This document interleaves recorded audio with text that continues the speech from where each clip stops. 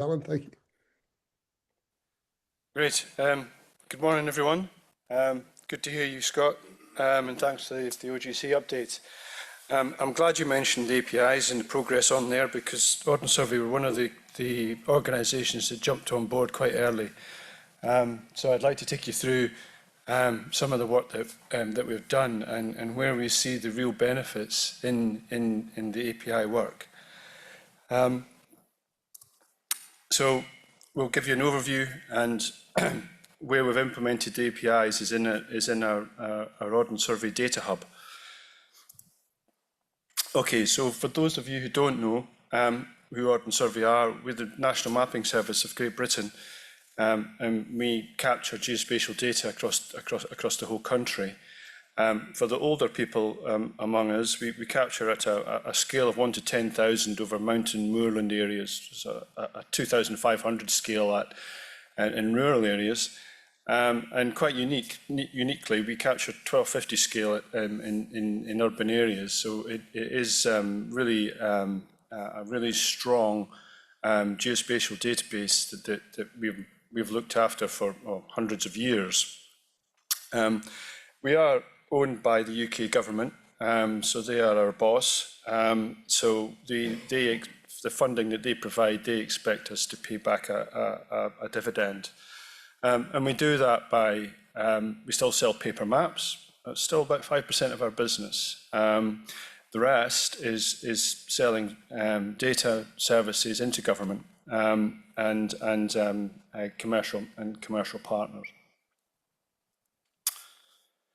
Okay, so as I mentioned, the authoritative data has went through a lot of changes as we're an organisation that's over 200 years old, and the latest one is what we call our National Geographic database.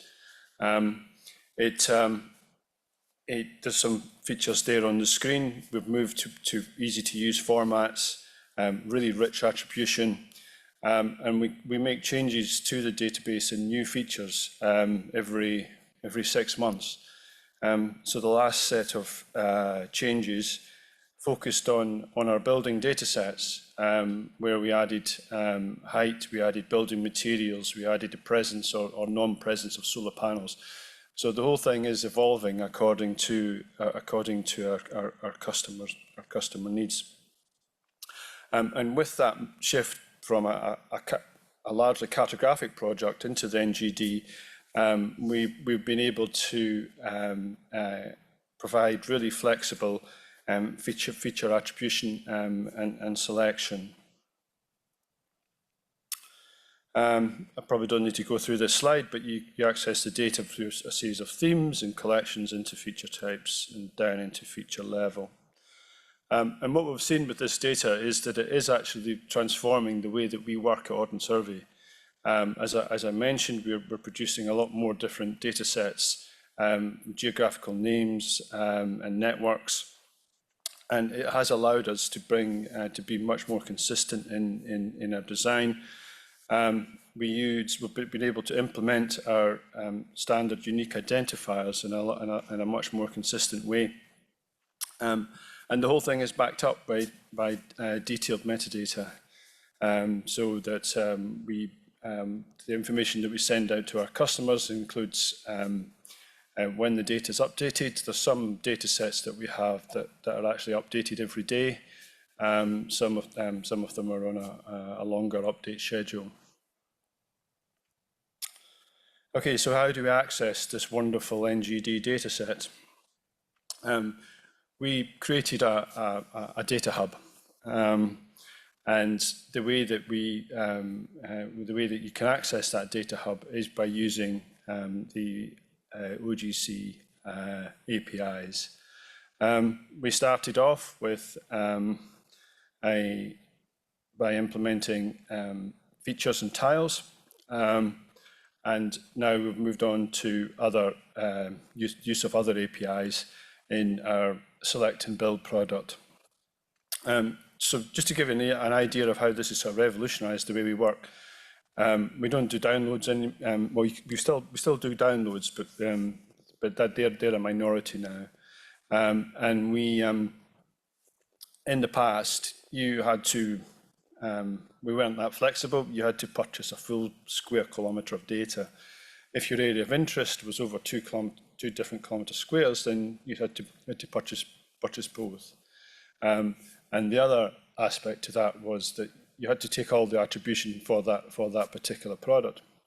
So with select and build there at the bottom of the screen, our customers are now able to choose only the area they need. It could be a building site or it could be a region. And then they can choose the attribution. So if you were interested in just buildings, you could just have the buildings, and that would all be priced accordingly. And that's the API that allows us to do that. And if the feature that you chose was one that was updated every day, that would also follow. Okay, so there's probably spoke to this already, but from our customer point of view, then there's a lot more flexibility in the way that they access data. They only access the data they want. They're able to filter that data in the way that they want to as well. And we've also spent a lot of time sort of improving our support documentation. So with the full specification, you get the data lifecycle updates and everything else. And our customers love it because there's no more downloads for them. They just plug in the API and they don't need to go back and find new versions. The new versions will come online as and when they are available. And like I say, there are some data sets that are updated every day. Okay, so we've just got some screenshots of the hub itself, where you can go and find the data. And these are some of the other APIs that we're looking at to help us improve the service even further. And then finally, the big success story really is that we've got, well, I think this is quite an old slide actually. I think there's a lot more than 50,000 users using the API now. And we look at about 1 billion API transactions every month. So it has grown quite substantially. And we believe that it's the flexibility of the APIs that have allowed us to do that. So it's really good to see the new APIs that are being discussed and that we help in the development of those APIs with a view to using them in the future. So you probably saw API records on there. We're looking at that at the moment to help us with our metadata. And it's led to a lot of other things. So you'll see on the slide there, the British Geological Survey. They were really interested in this delivery method. So we now actually host on the Data Hub some of their data sets. So the data itself resides in their office. It's completely federated. But if you want to access some British Geological Survey data sets, you can come via our hub.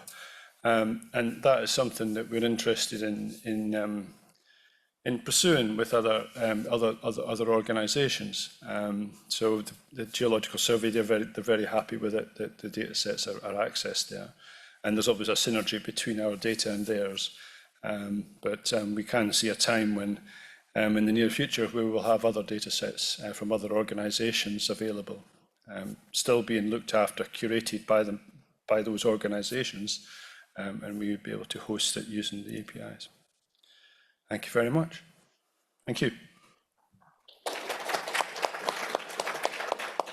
Thanks very much, Allan. And we're running good on schedule, so we actually do have a little bit of time for questions. I'm just utterly fascinated by this 1 billion plus transactions per month. I mean, given your stakeholder community, you have commercial interests, you have government interests, and then you have the sort of civilian interests. Do you have a feel right now for who the heaviest users of these services are? Yeah, I'd say it's definitely our government clients, Scott. So the Department of Transport, DEFRA are a heavy user. The HMLR are heavy users. They're probably the three big ones. But the really thing that's exciting for me at the moment is that we're interesting other parts of government that might not necessarily have thought of geospatial before. So we're talking to the health department a lot at the moment. We actually had staff inside the health department in the UK during COVID to help with identification of testing sites and things like that, and that cooperation has continued. So they're the ones that are more interesting for me, and the ones that maybe just thought about geospatial data, but because of the flexibility of the API, they can get into it and use it in a much quicker time frame. It's interesting you bring up the health department work, because I mean we all recall where geospatial intelligence came from with the whole cholera map, and yeah, health departments pop in and out of our ecosystem. Yeah, But I think things like these APIs make access so much easier for organizations. And one of the things that excites me when I talk to people about what they're doing with it is that they can use this as part of a much bigger API that does a lot more, offers services, and it's just grounded on some foundational feature information yeah, from these databases. yeah, yeah. But it's not just it's not just access to the data; it's the control you've got over it. So the filtering within the data set. So it really does make it.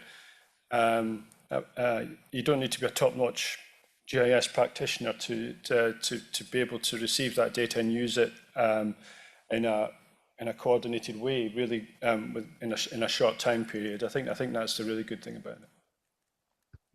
No, that's a very good point. The feature level access and fine grain control and fine grain security as Yeah. needed. Any other questions from folks online or in the room? And I'll trust Allan to use his eyeballs to tell me. I can't see anybody in the room at the moment. All right.